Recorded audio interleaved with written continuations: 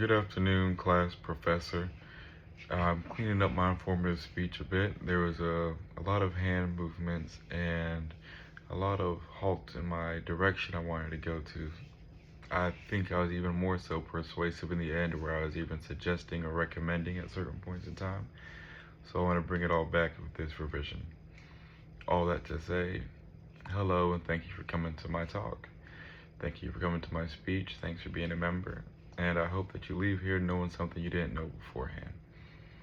With that being said, I'm going to hit on the investment strategies again and how it is worth looking into understanding the difference between a high yield savings and a stock market or a margin account or just the savings account as a whole.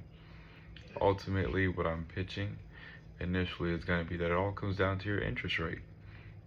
If I had $1,000 and I put it in a shared savings account, the stats and the facts are my interest rate isn't going to be above a 2%, and if I'm really lucky, maybe I'll get a 3%.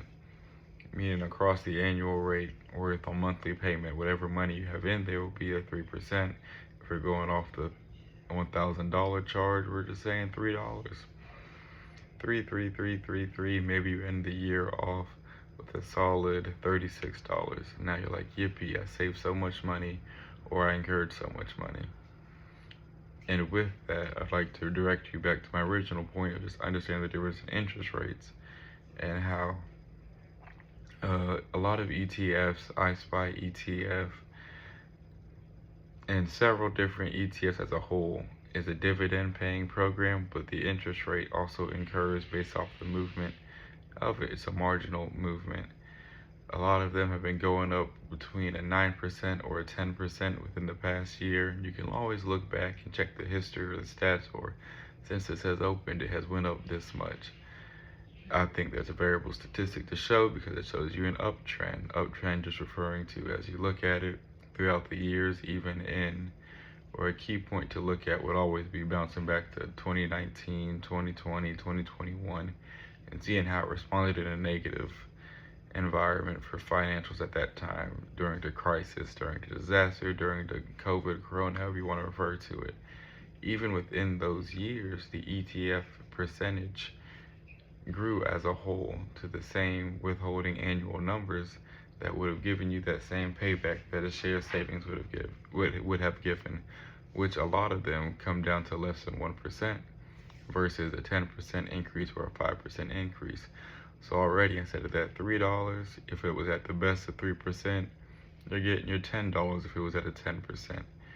The benefit of an ETF, though, is the fact that as you're getting that 10% back gradually over time, you're also getting monthly or quarterly payments of per share or per amount that you have inserted into it. You're getting that bonus of 25 cents per share. So maybe you're getting your $10, but now you're getting 10.25 times however much money you have within it, which I don't know. Let's say if $100 was per one ETF share, that's already going to be 0.25 times 10. Ooh, my math is shoddy. But it's gonna be like $2.50. So ultimately, you would have came down to like a $13 per month increase versus your $3 one. Which, when you think of long-term and longevity and like preparing for these big investments, it can be useful. And then the latter, or the third option that I'll just throw out there just for informative reasons, is also looking at, hey, if I bought this when it was at this price and said, hey, money, you sit there, you don't move.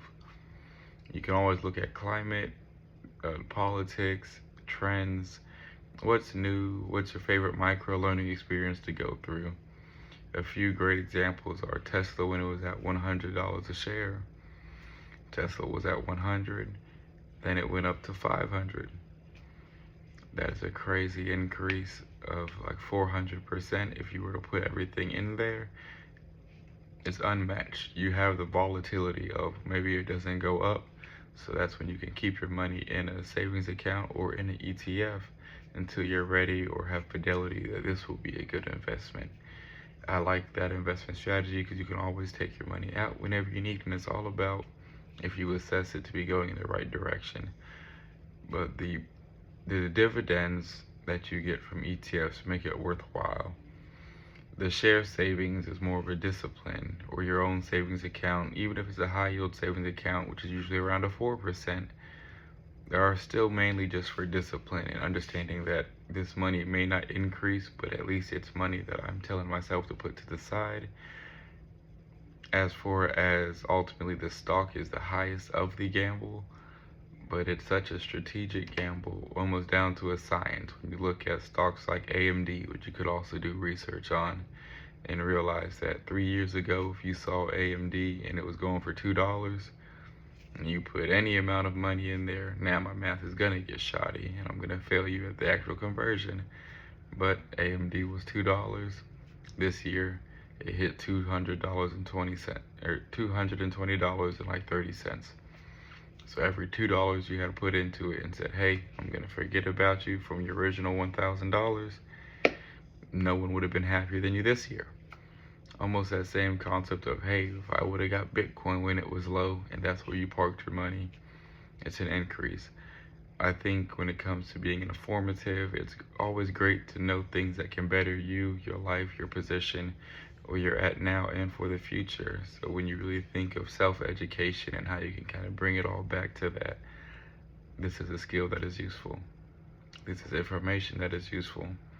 And even if you are on the shyer side, at least you could more so understand from the financial fanatics of the world that the savings account and the high yield interest is mainly for savings, and the discipline of understanding that's where you're putting your money, versus the ETFs where it's still a discipline, but it's, I don't know, very much less of a gamble than actual stock, because if you can check the historics of how it's moved, and it's a slow mover.